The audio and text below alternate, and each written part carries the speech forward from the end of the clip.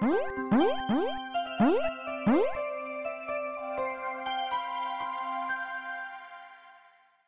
appreciate you all coming down and joining us over your lunch break here. Hopefully we'll give you some interesting stuff to distract you from the salads.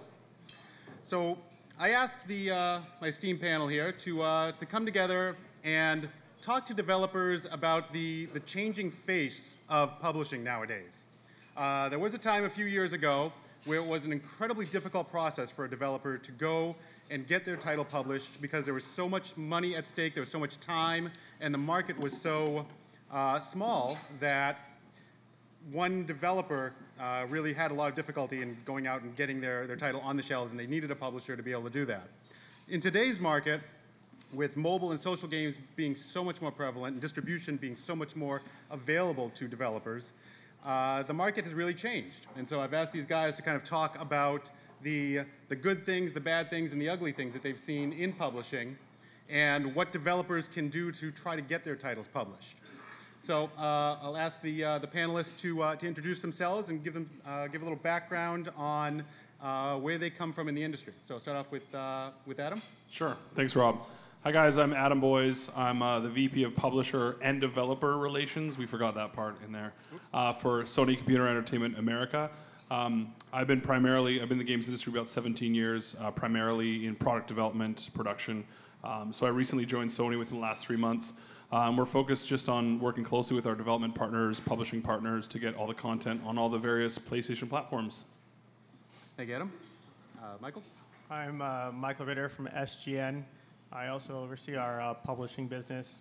We make games on Facebook and mobile games. And my background is actually in a different type of publishing. I used to publish magazines. Yeah, great, thank you. Hi, my name is Anthony Jacobson. I run business development at Atari, where we're really focused on social mobile games. Previously, I was CEO of a company called Spicy Horse, which was a video game developer. I've been in the games business for about 12 years and involved in startups previously. Thank you. I'm Jamil Moledina, and apparently I have to sit up straight for this mic. I currently actually don't do anything. I used to be the VP of Biz Dev of Funzio, which was recently acquired by Gree.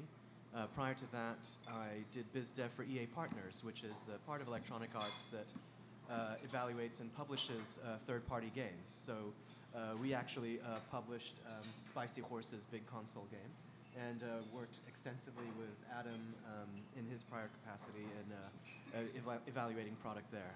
Before that, I ran GDC and was the editor of Game Developer magazine. Thank you very much. Definitely sounds like you guys know what you're talking about. So, what we really want to go over today are what are the good things, the bad things, and the really ugly things that you've seen as publishers coming from the developers that are pitching to you guys. So, definitely most interesting to start off with the ugly side. And without naming any names, what is the worst pitch that you've heard from a developer that was trying to get you to publish them? Anthony, I'll start off with you. So Adam and I were actually just talking about this. We both saw this title, and the people came in and said, we're using UE3 to make this gorgeous game, and they start this pre-rendered video that looks really good. It's deserty, and all of a sudden a guy jumps out with a camera, and it was an XBLA PSN game that was about combat photography. So it's be in the action and take pictures of it. It's a real first-person shooter, only you're not shooting guns, you're shooting cameras. Exactly. So that title clearly has a really limited audience, and though executed in a reasonable way with some real money behind it, it really was just a sad sight. Alrighty, Jamil, same question. That actually sounds kind of interesting. I wonder if there was something that could have been done, like sharing the photos, or I don't know. If that were pitched to me today, I might try to rebuild it as something maybe a little bit more commercially viable. But certainly, it's different, and not another first-person shooter. I am. Rob, please don't get upset with my answer, but I'm going to object to the question. And Here we go. yeah, it's such an incredible expression of one's personal creation. You know, this is your baby that you're putting together, that you're presenting for evaluation. Well, let me rephrase the question to you then. Okay. So a developer coming to you, pitching their baby, pitching their title, they did a terrible job of presenting it to you. Yes. So the worst pitch that you've heard, what did they do wrong that made you just, you know, kind of shake your head and start looking at your phone while they were presenting to you? If I were looking at my phone during a developer pitch, that would be, you know, incredibly poor form on my part. I think you did that to me once. Yeah, I did that to Adam. So I'm afraid I'm going to continue to object to this question because, I mean, if someone comes to you with their baby, you have to, it's cute. You have to give them your full attention. You have to think of it as, you know, something that is sacred. And so even, you know, being completely anonymous, you know, I think as publishers we have this, you know, we're in the position to take advantage of our authority, and even in our rhetoric, I don't really feel comfortable with that. I'll answer all the other questions, though. All righty. Well, I have another question for you that we'll get to that I think you should be able to answer. Hopefully I won't offend you with. Adam, do you have any? I'll gladly talk about the bad presentations. So when I was at Capcom running product development and business development, you know, obviously getting pitched a lot of stuff. The most interesting thing was knowing your audience whenever you're doing your pitch. Despite being at Capcom and developing a lot of zombie games and a lot of fighting games, we got countless zombie pitches and fighting pitches, and so that was quite interesting. But my favorite one from a bad presentation standpoint is they came in and they had the whole deck prepared, and they had about 80 pages of PowerPoint, which in and of itself is fine. I mean, as long as the content is engaging. And each PowerPoint had 12 lines, and they decided to read the entire thing, one click, one line at a time. Wow. Now the elf puts on the bow and arrow. Now it equips the green hat. And I'm like, about 5 minutes into it, I'm like, okay, next, let's just. But Jamila is right. I mean, obviously, having respect for the people that are presenting, the amount of time and effort. A lot of times, at the end of the presentation, I would say, would you like some feedback on the pitch? Because a lot of developers, despite, you know, they're nervous and it's their first time. And the other funny thing about the stories you'll hear today is, especially in the console world, is that the stuff that we laughed at for game concepts 5 or 10 years ago now are like the biggest sellers. Like if anyone ever said to me, we're gonna make this first-person exploration game, you walk around, you can't jump, you have a flashlight, I would be like, that's hilarious. And then Dear Esther comes out and sells, you know, 100,000 copies in the first week. So definitely outdated information up here, but you know, having respect for the people that you're presenting to, and also knowing your audience. You can read on their faces if it's a good pitch and it's going well, then continue to jam on it. But you know, make sure to be pertinent with the information and engaging. All righty, thank you. Michael, you have any experiences? Well, my favorite story of when someone was pitching me a game was that they didn't bring a prototype. They had cut out and pieces of paper of each game element, and they had acted it out. They had an intern actually come and act out the game in these little cutout pieces of paper. Wow. And the funny thing about the whole thing was it was actually a really cool game idea. And one of the points of kind of the takeaways was that I looked at it and I was like, well, this is great, but I need to see a real prototype. And what I was worried about, whether they were going to be able to make the game or not. Long story short is that they never got the game out, but the intern interacting with the pieces ended up creating a very successful mobile game. Excellent. That's awesome. Yeah, definitely. I agree with you, Adam. That, you know, I think an important takeaway for developers is that, you know, you don't want to go into a pitch meeting with 80 pages of PowerPoint presentations. You know, you have to have your elevator pitch refined. You have to be able to go in there and kind of hit it fast and really get the attention and get the publisher excited about it. Yeah, I always call it the path to no. Like a lot of people are focused on trying to land the deal. I just want to get no as fast as possible, as many times as possible, because then yes is going to be in the mix. So I think getting through that process, getting the meat and potatoes, you know, being clear on what you're asking for as well is absolutely critical. All right, Jamil. So let me ask you the next question. So as a publisher, is there something that a developer can say or do during their pitch meeting that is really a deal breaker, that makes you think that this is just just not going to happen? You don't have faith in the title or the developer? If they don't spend as much time focusing on the execution, because it's very easy to express a concept. It's very easy to spend all your time, like maybe 50 minutes of your hour, focusing on the creativity aspect, which is it's natural. It's something that I think is kind of the obvious thing that you want to do, is kind of express your enthusiasm for the uniqueness of your project. But I would also allocate some time to explaining how this is actually going to get accomplished. Because what we need to do is go back to our stakeholders and express, this is going to be successful because of these factors, but also they're going to actually be able to make it because of these factors. And so that's, they're both equally important. All righty. Anthony? So I agree with Jamil. I would take it one step further, and in this day of social and mobile, we're seeing a lot of pitches for really interesting ideas where the developers aren't really thinking about monetization and virality. And I think in a multidisciplinary exercise like making a game, at this point, if you don't know how you're going to make money with your game, especially if it's freemium, then you're pitching a difficult proposition to a publisher who's looking at a business opportunity for both its creative merit as well as its economic merit. So I think that having a dual focus from the inception of a project where you can clearly communicate very, very easily and very, very early in the presentation that both your creative and your monetization strategies are interwoven together, then you're going to have a leg up. I think the tendency to be too focused on creative and not as focused on execution and monetization is one of those pieces in execution is far too common, and is probably a vestige from the console days where it was just a given that things were a premium price point. Thank you. Michael? I completely agree with both of your points, and those two elements are definitely important, and I'll build upon that by saying that also having a plan to support the game, whether it's with improvements, updates, changes, new items. These games are really, particularly on the mobile and on the Facebook side, they're living and breathing organisms that you need to build upon. You got to be able to react to the market and your users.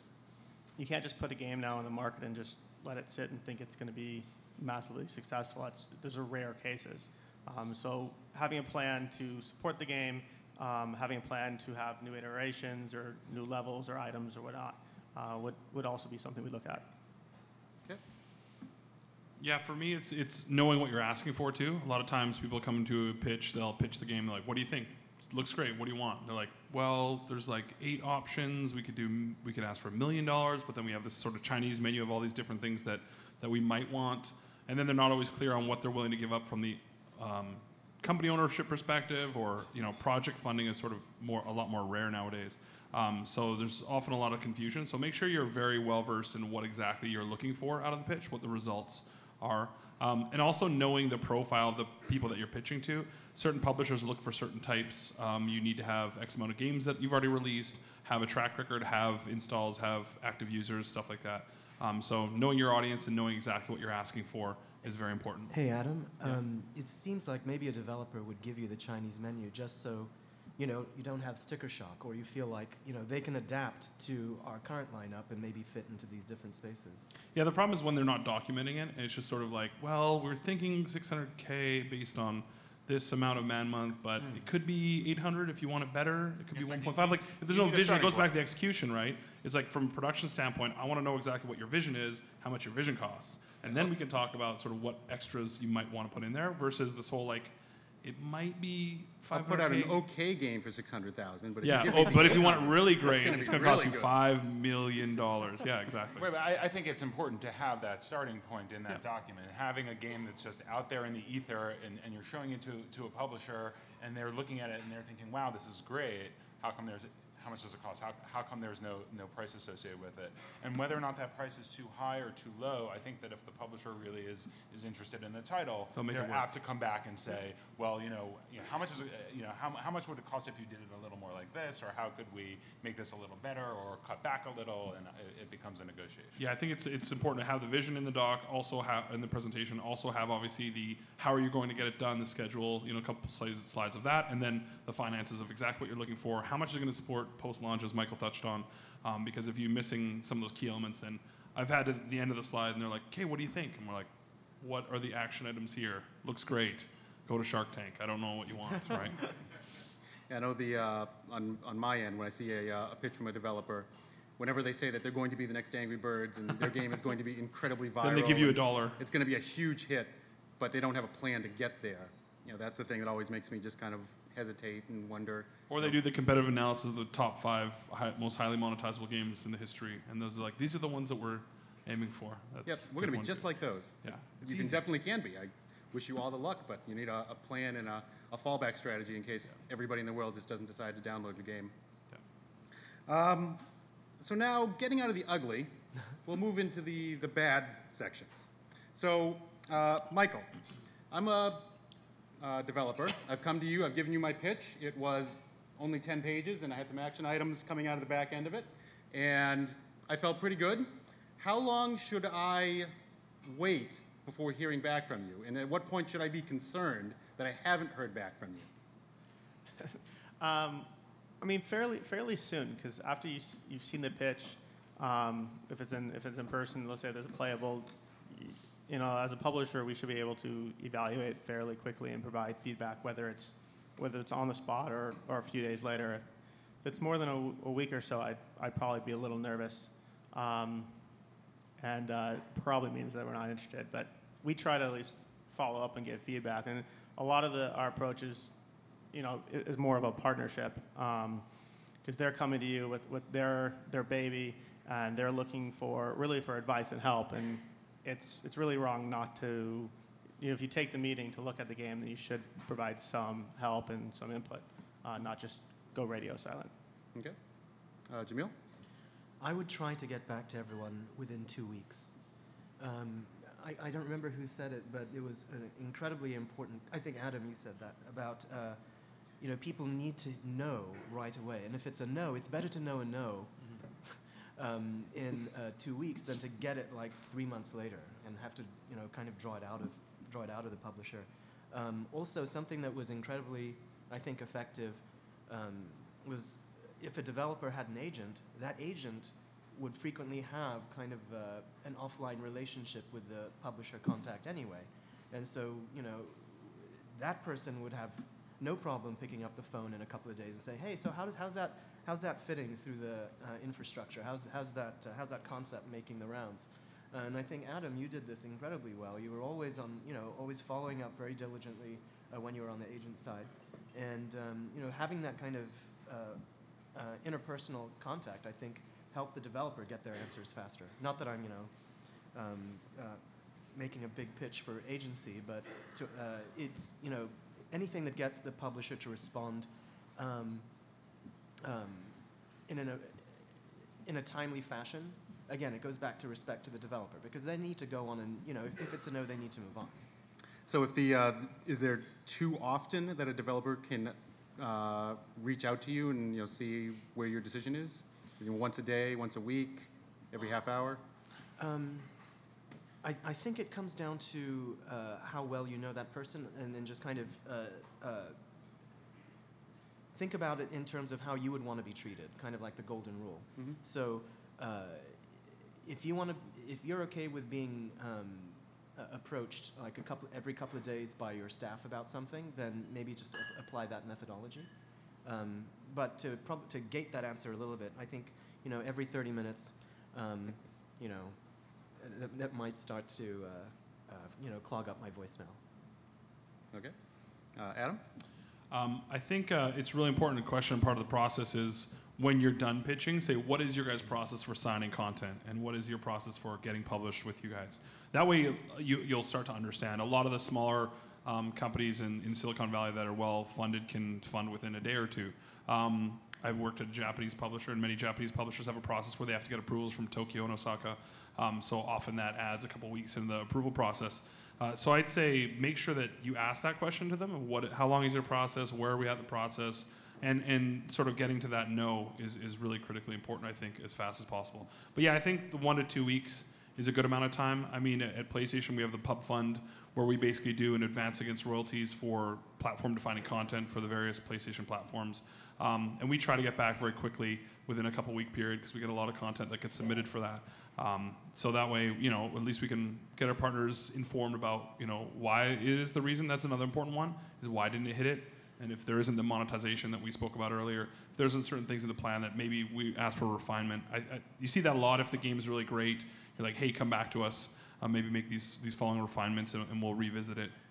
But the bottom line, if it's great content, then you're right, it's going to be a bit of a bidding war. And a lot of times, you can't wait that 2 weeks because it's going to be signed by the end of that period. So. Yep. So I think that there's two distinct differentiations. One is a meeting, and the other is sending in a pitch to a publisher. And if you're going to email something, unless you've got a really great relationship with that publisher, Never email a pitch. It's going to take much longer for anyone to read it and give you any meaningful feedback. And then for a meeting, I think that 9 out of 10 times, the intent of the publisher should be communicated in the room at that time. If they're not interested, they should be adult enough to be able to say so and give you that honest feedback. And if they are interested, there should be basic actionable next steps. And if you're in a room where the next steps aren't addressed, there's absolutely nothing wrong with saying, so what are the next steps here? Is there more information I can get you? Do you have everything that you need to make a decision? And I think that a BD person or a production person that you're meeting with should be equipped to give you easy answers. You should be able to look at their face and understand whether or not that they like the product or it's not for them. I do think that reading that basic human nature is necessary to be successful in a pitch. Okay. Now I want to follow up on a point that Adam brought up. Do you feel that developers should be pitching to multiple publishers simultaneously? Yes. It's like dating. Get out there, meet with many. I mean, it's always tough, right? On the side, when I was at Capcom, we always want to be the first one that anyone talked to. I got the first meeting ever with Dino, who did Limbo from Playdead. So, like, you're always proud of that being the first discovery. But from the development standpoint, talk to everyone always, because that also increases the pressure that the publishers have to make a decision of who they're going to fund. And to my point that I cut off Anthony with earlier, make sure that you pitch it in person. And if you're not a great pitch person, then pick your animator, whoever's the best, most charismatic, passionate person on the team, have them be your pitch guy. It doesn't have to be the CEO or the founder because they did it. Whoever can inspire the people in the room is the most important person to pitch it. I think that there's a certain point, and I'm going to just jump in here. There's a certain point, though, when you're talking to a publisher that you need to be at least transparent that you're talking to other publishers. If someone goes through the exercise of getting the marketing guys and the sales guys and all these different teams sign off on your product, and they put together all sorts of green light materials and have lots of meetings, and they issue you a contract, I think that at that point you really need to not only be transparent but have the discussion about whether or not you're going to be talking to anybody else about that same deal. Because what will end up happening is if you're talking to two people and they're going to talk over beers one night. They're going to talk over beers, they're going to find out, then you may not end up with a deal. Yeah, I think it's important to have, what I would always do is set milestones when we hit a certain milestone of, okay, we got paper from one publisher, let the other guys that are serious know, just so you know we have paper.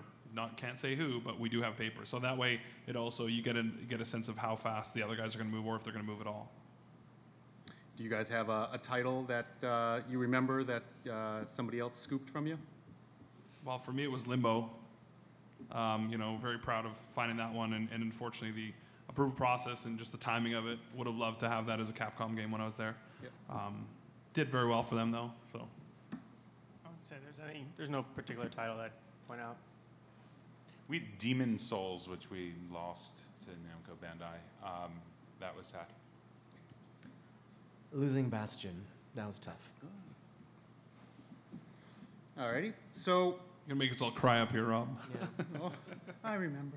Back in, so when you hear a pitch from a developer, is there something that you are listening for from them that's kind of going to raise red flags to you and make you think that maybe they're not going to be worth the risk and worth the investment you put in?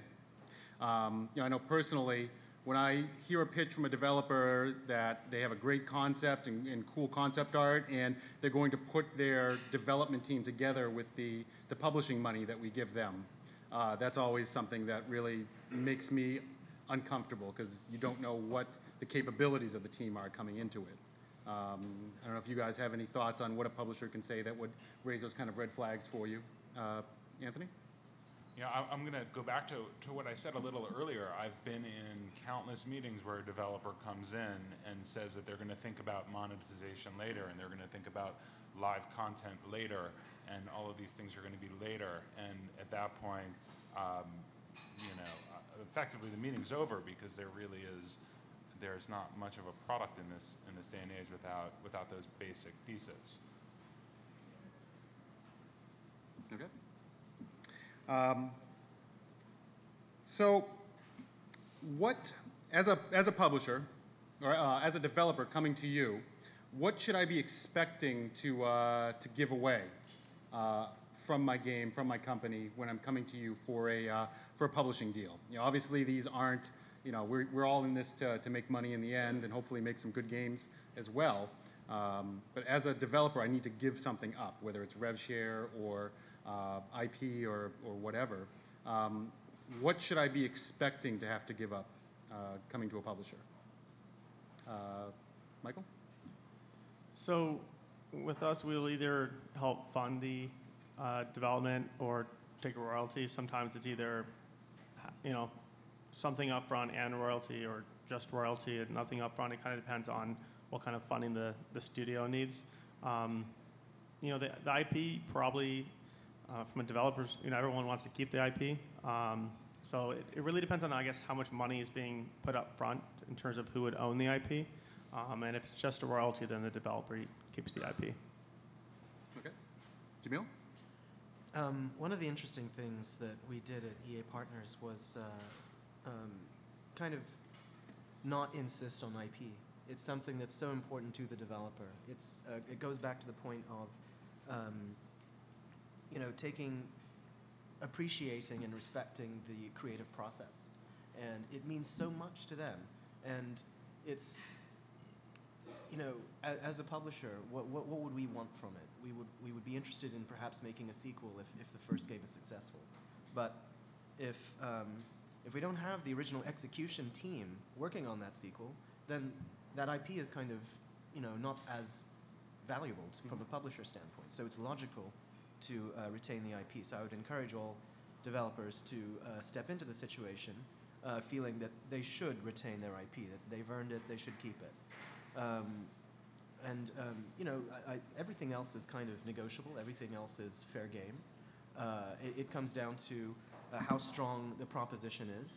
And to your earlier question, should we disclose that we're talking to other people? That might actually dramatically support your negotiation process. If you say, okay, we're here as part of a pitch tour, we're meeting all the various folks, and try not to make it overt. And maybe even say, I'm not trying to negotiate, but we are having a parallel conversation with this other group that seems very interested. So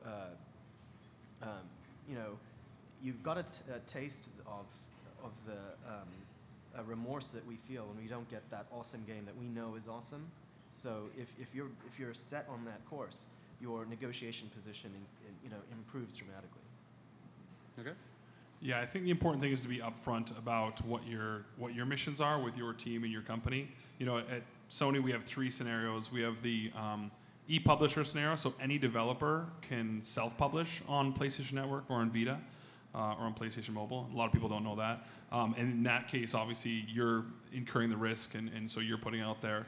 Second scenario is our pub fund. So what that is, that's an advance against royalties. So you guys come to us, we approve you for the project. All we do is basically upon completion, we guys give you an advance against your royalties. So you still have to fund it during the process, but as soon as it gets approved, we make the one lump sum payment that basically lessens the burden for you guys. And in that scenario, we don't own anything. We just recoup our money purely, and that's it. It's just more of a grant almost for incentivizing development on the platform. And then the third scenario is working with our first-party group, which recently released Journey. And that scenario is a little bit different. Some of their titles, they own the IPs, and other ones, the developer maintains ownership of the IPs. But it all depends on the back end, what you're willing to give up, what's more important to you. Is the IP more important than revenue, and so on. I've seen both success scenarios with when people retain ownership of the IP on the development side. I've also seen that fail, especially if the game doesn't do well. Then all of a sudden they have this IP that if the publisher isn't willing to go forward with it, it makes it more difficult. But a thing that I will mention about IP ownership, a lot of people sort of covet it. It's important to understand that if you put the right things in the contract with your publishing agreement, sometimes it's better to not own it as long as you participate in all the different exposures, licensing and stuff like that. So you can actually get a very similar deal to owning an IP, even if you don't own it anymore, as long as you participate in licensing, any residuals. So that way, if it's a one and done and it takes off, then at least you're making money. But I mean, there's definitely pros and cons to both scenarios. But just so everyone knows, it's not a be-all, end-all. Okay. So I'll just jump in with a few factoids so we can move on from this one. But I think that it's important to know what your track record is and where you stand in the ecosystem of developers and how sought after you are. If you're in the console world and you're Valve, you're going to write your own deal. If you're a small developer that's never made a console game before, you've got to be prepared to give away a lot more, maybe even part of your company. I think that you also have to consider what's going on at that particular publisher. Do they have a title that just slipped? Do you know some developer who is working on a game for that same publisher where there's now a hole in their portfolio? If you can find a situation where the publisher is in need of content for some reason, who knows what it may be, you'll be able to create some leverage for yourself. All right. Let me follow up on a question there. So obviously IP and rev share are probably the biggest things that a developer kind of gives away when they're publishing. It's what we're probably most familiar with. Are there things that maybe developers aren't thinking of that they could add into the deal to kind of sweeten it rather than giving up just more rev share or giving up that IP ownership? Yeah, I mean, obviously in the social mobile world, more and more, it's, company ownership, partial company ownership. It's also rights of first refusal for multiple projects, to expansions or their next game. A lot of different things they can add in, but a lot of the times the publisher already kind of knows all those things. So I've very rarely seen a scenario where the developer comes in and has ideas that we haven't thought of. Not to say that we're smarter, but we're actually not at all. I think you can really only move the needle with risk. If I'm going to put in X amount of dollars and you're going to get some skin in the game, you can really start to meaningfully. Yeah, if you're matching, if you're soft money matching, so basically you say, I want 500K, but we're willing to self-fund for the other 500K and match, and we want to heighten revenue or royalty, obviously. Anything that lessens the risk for the partner, even going down to a pure distribution deal. Well, I guess it also depends on where the state of the game is, right? Yeah. If the game's practically finished and the publisher just needs to distribute it and market it, then you have a lot better ability to negotiate than if it's just an idea and you have a GDD and you're looking to build it. Rob, I would suggest that developers think about negotiating for a specific marketing metric. To me, this is kind of the thing that publishers can really offer today. You were mentioning that access to the marketplace is easier than ever. However, discovery is harder than ever. So, getting a top publisher like the companies that these folks represent means that you have access to truly far-reaching marketing capabilities. So, I would move a discussion very quickly over to, well, how much can we commit to marketing, and what does that look like? Or how many users can you guarantee me? I've seen that too. Yeah, that's very smart. Or impressions, or based on some combination of daily active users, or MAU over DAU, or lifetime value. In different scales, the minimum monthly user acquisition spend can shift. And if you can get terms that commit the publisher to a range of user acquisition spends, I agree. It's a great comment. Well, as a publisher, do you feel that you need to put your own protections in there? Let's say you have a title, you committed a big chunk of marketing to it, but your early testing shows that the title isn't earning any revenue, it's not doing well. Do you have protections in place to basically terminate the contract before you commit all of the marketing? You may have already committed the development money, but if you have a big marketing commitment, do you guys put protections in place so you don't have to put that into a title that's not doing well? For us, we're working with them on more of a partnership, so it's a very easy conversation to have that, look, this game's really not monetizing. Here's what's happening. We're not going to throw good money after bad. What do you suggest? And we had this exact situation where we had a large marketing dollars committed to it and just wasn't monetizing, and just had that same conversation, and we revamped the game. And so they're like, well, let's revamp the game, and we came up with some ideas, and we revamped the game, and then we spent the marketing dollars after that. Okay. All right, let's get out of the tough stuff and give developers some good suggestions on things that they can be doing to help hopefully make their pitches better to you guys. Is there something that you want to hear in every pitch that's presented to you? You talked about a little bit about monetization and about the live team for a project and iterating on the title. What else do you always want to hear in a pitch that's coming to you? For me, it's self-awareness. One of the most impressed pitches I ever got, I was on site, a developer, and they actually said, before we want to show you our pitch, we want to show you a quick post-mortem for our last 3 projects and what we learned from it and how we've evolved as a studio, and that really impressed me. Anytime there's a lot of self-awareness and people know what their mistakes are and what their weaknesses are, so anytime we put in here are the risks of this project, here are the ways we're going to mitigate, it's sort of that grown-up aspect, right? You can tell a great story and sell something that's pretty interesting, but as soon as you get down to the nitty-gritty of here's the schedule and here's how we're going to finance it and here's the risk mitigation scenario, to me that always impresses the pants off me for sure. Yeah, for me, I want to understand what the game is fairly quickly. If it takes too long for him or her to explain the game to me, then I think that probably our audience is not going to get it. I mean, games can be very deep and it can be elaborate, but I need to understand what the game is, what the idea is very quickly, otherwise I lose my attention. I think that barring a playable version of the game, the most practical thing that a developer can give a publisher in a pitch is some sort of screen mock-up or artwork that can visually communicate the essence of the game, from the action to the monetization to really the entire experience, which there are teams that are actually really good at that, and as a result they've stayed in business for many years and really do create compelling pitches, and it's a challenge for any artist and designer and producer to sit down together to figure that piece out. But that is definitely a cost-effective tool to then give to any of us to share with our colleagues to communicate the instant value and why we think a game makes sense.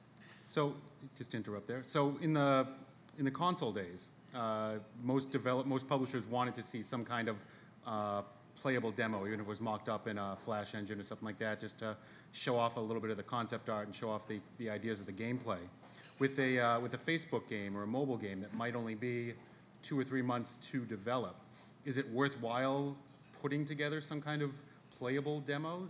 Is that worthwhile over just showing concept art and saying the engine's in development, or we'll have a playable in a month ready to go? Is that time spent in developing a demo worth it? Definitely. Proof of execution is really the most important facet to making a game at this point, as Jamil opened with.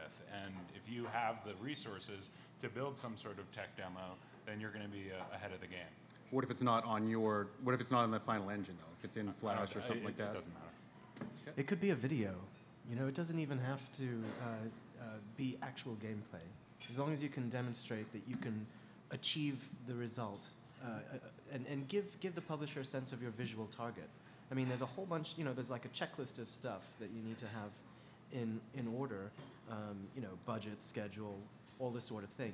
But being able to demonstrate your execution capability is the number one thing.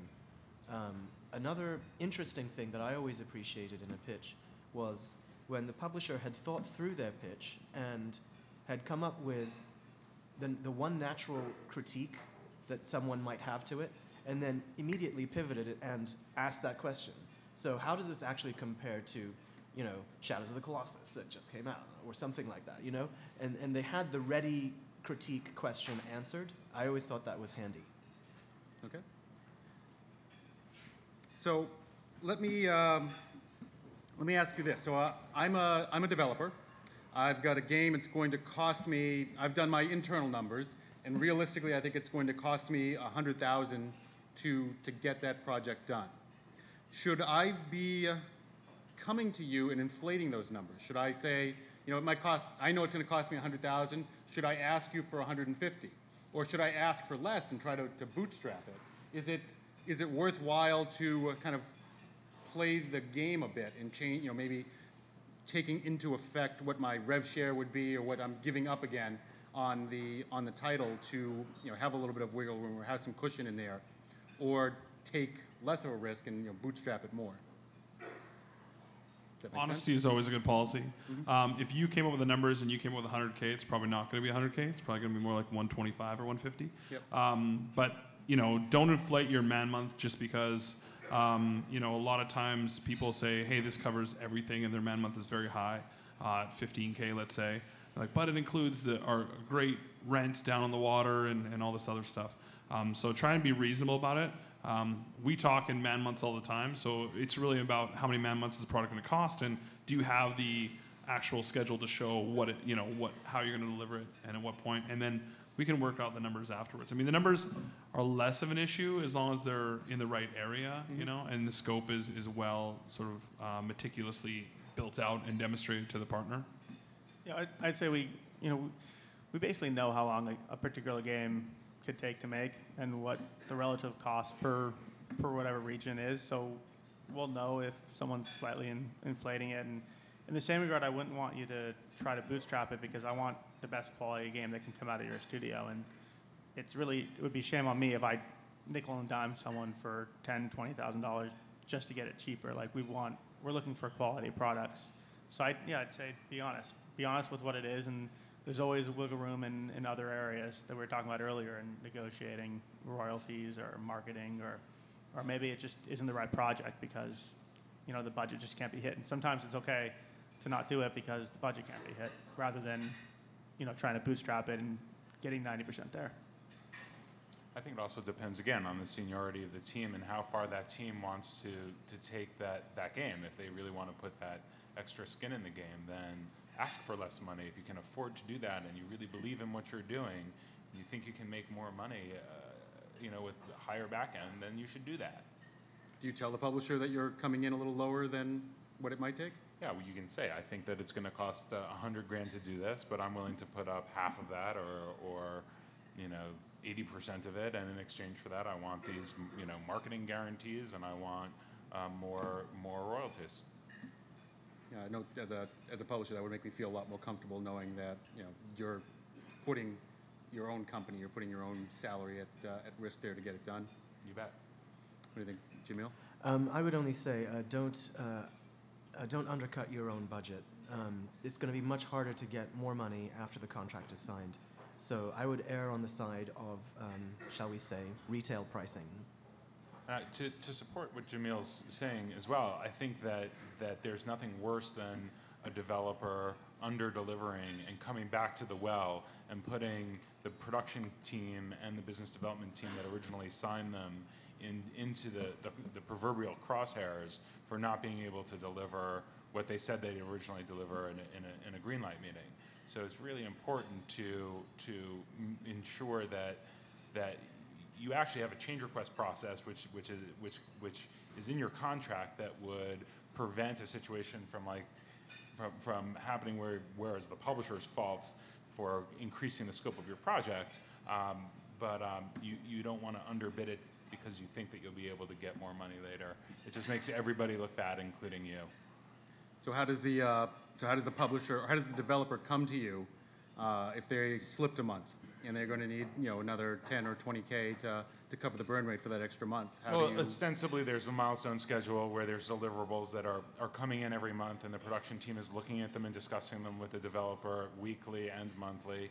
And by the time you get to a point where you're gonna slip for a month, you've already got your production team lined up and in agreement with that slip, and there's an explanation and a purpose for it. Yeah, and don't notify the publisher the day after you got the previous milestone approved either. I mean, it's important to understand that the publisher is also an asset for you guys, a resource for you guys to utilize. A lot of developers don't realize that the publishers obviously deal with a lot of developers, and within all of that network, there's a lot of really smart brain power that can help you and the problems that you're facing. So let's say you're having a problem with monetization loops or some integration aspect. Ask the publisher, just say, hey, this is a heads up, we're having a little bit of problem with that. Can we tap into your guys' network? And a lot of times they'll do it. And the greatest thing about our industry is that developers love helping out other developers, a lot of times just out of the goodness of their hearts. And that, to me, is something that I don't think enough developers take advantage of, for sure. Definitely.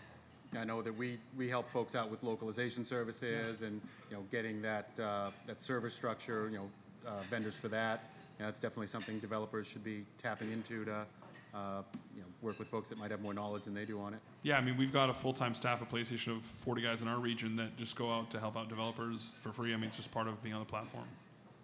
Okay. So let me wrap up here with the final question.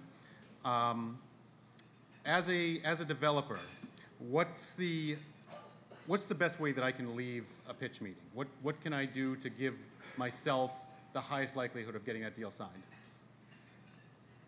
Anthony?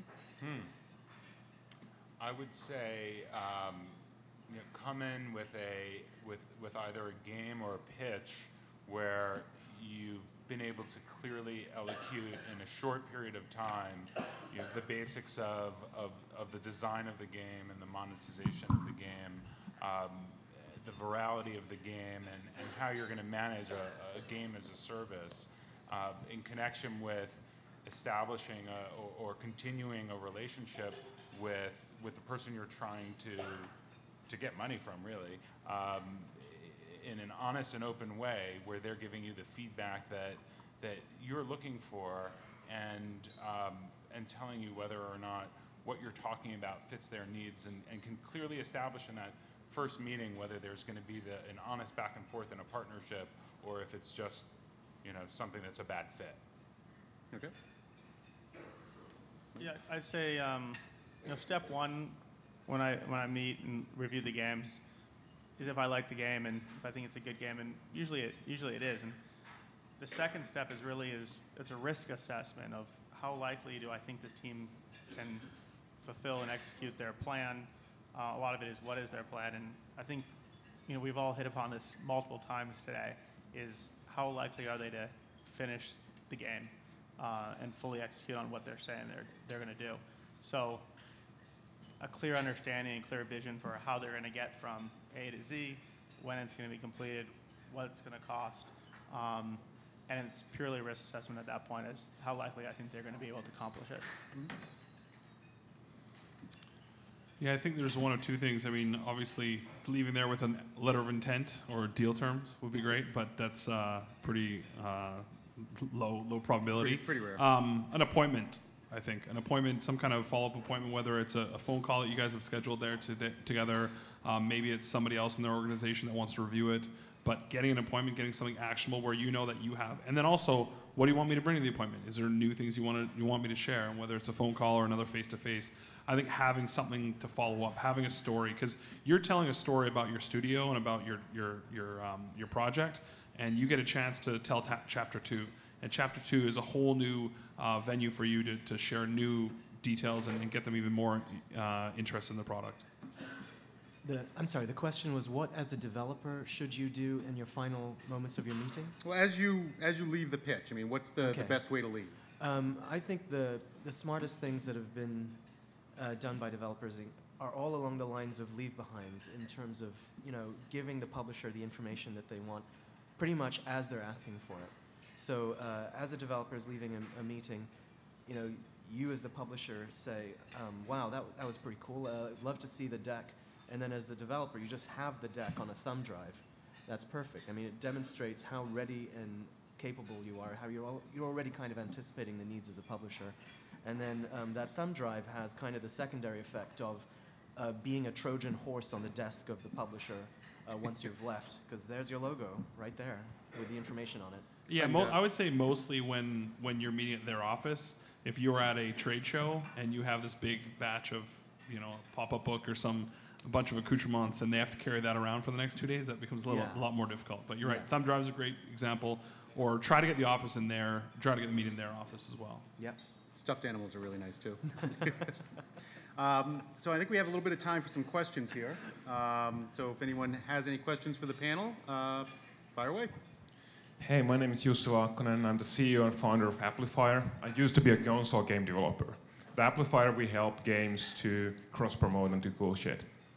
So, this is going to be a very loaded question, so you guys take a deep breath, because at least this panel didn't really deliver. All right, here we go. Anytime. So, I thought we had left behind the world of milestone-driven, waterfall-based, planned economy game development already. All you're describing here is somebody comes in, can you please open your wallet and give me money? And here's my plan of making this game. That does not happen anymore. That's not the reality you should be living and we all live in. The game is an idea, it's a concept, it's about iteration, data-driven, a partnership that goes on well beyond the launch. So this panel should be telling me the new look of game publishing. We are a data-driven user acquisition engine that will super drive you with monetizing data to optimize your game, find your users, and in partnership, we will make bazillions. And all I'm hearing here is that how do I come to you, get your wallet out, get a deal signed, and then go back making my game? Come on, this is not the new look of game publishing. The new look of game publishing is a partnership, an ongoing relationship, in which your key competency is finding highly paying users that we both figure out how to be optimized and make money. And I've been wondering what Publishing 2.0 should be, and I certainly didn't hear it here. So guys, I'm a little disappointed. So my question to you is, what is Publishing 2.0? And how are you making it happen for everybody here who wants you to do it? That was awesome.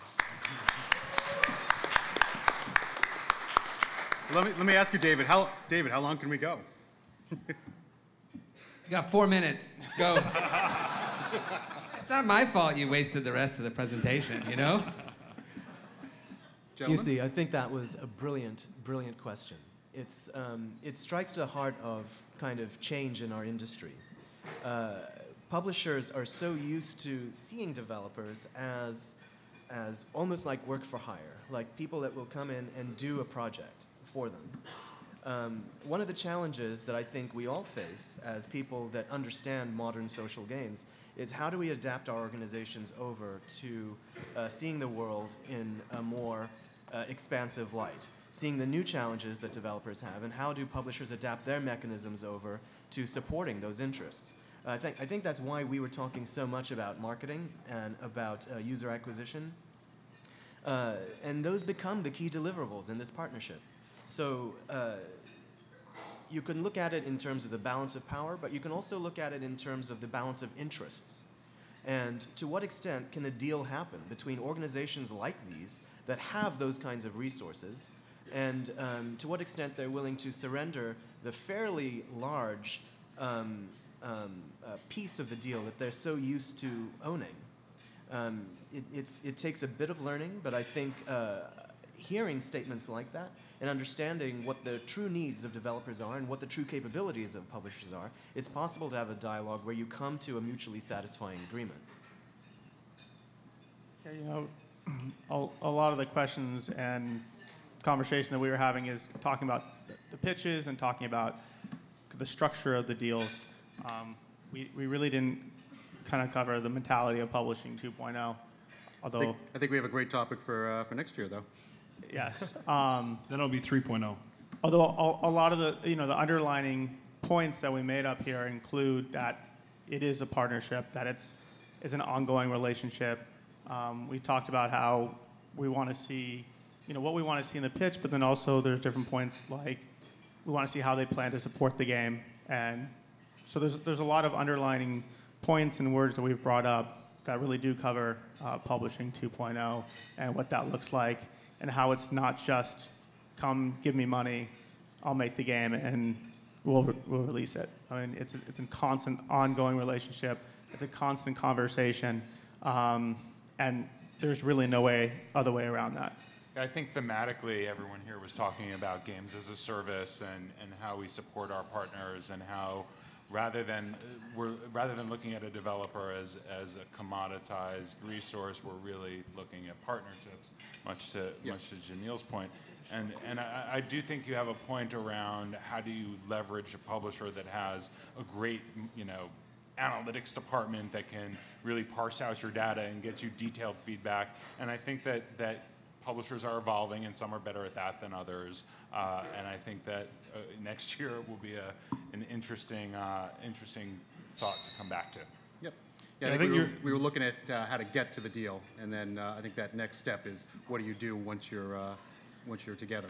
Yeah, I mean, it's a far different world it is now than when PlayStation 2 launched and when PSP launched, where you didn't have the ability as a developer to put your own content on the platform. So, we're allowing free to play, we're allowing microtransactions, a lot of things. When I say allow, a lot of people are probably rolling their eyes, but in the modern day, I think it's important that what we drive as a platform is we put asses in seats, right? We bring people to the platform that are interested in purchasing games and interacting with games. But you're absolutely right that the world is changing. Every month this goes by, and the people that aren't going to evolve their processes and policies are going to get left behind. All right. Okay. How you doing? Direct but less hostile question for you here. My name is Harris Corrin, Expressions Inc. We're a small developer. We do have a bit of a track record. We have a couple of top apps in the world of RIM, launching a new racing app. So we don't have the Valve Gameloft kind of history that we can just say, hey, we want a meeting with you. What's your guidance? I'm sure there's a lot of other developers like us in the room here. We want your attention. We'd love to get onto the PlayStation format and the others. What guidance can you give us so that when you see our name in your inbox or you see our name come up on your phone display, we're getting your attention so that we can engage you the way the big boys can? For me, it's right afterwards, give me your card and let's have a chat. That's always the best way for me. Emails, we'll get to them for sure. We have a whole developer relations team that you guys can reach out to. But for me, it's the meeting. Obviously, prioritize it higher in my mind because I'm like, oh, that's the guy that I met with, and now here's the stuff. And again, you're creating a story. The first part of the story is the interaction, right? The introduction, and then after that, let's see what you have and stuff like that. Thank you. Yeah. Yeah, I think it's always important to put a name to the face, and if you can come up and introduce yourself. I mean, we're all just people, and we're happy to meet and talk, and that's probably the best way to get the attention. In addition to that, the things that have worked for me in the past are if you have an awesome video on YouTube of your game, and you get the universe to kind of back you on that. Also, I mentioned agents earlier. If you know an agent, like pretty much, Adam knew what my interests were or what EA's interests were, and he would always kind of parse out his clients, and it was always a productive conversation. So if there's that track of conversation that you can get into, that's also very effective. All righty, I think we are out of time. Thank you very much. Thanks, Rob, for putting this together. Thank the panel very much. My guys. thanks Thank to you. the panel. I hope all of you have enjoyed your lunch.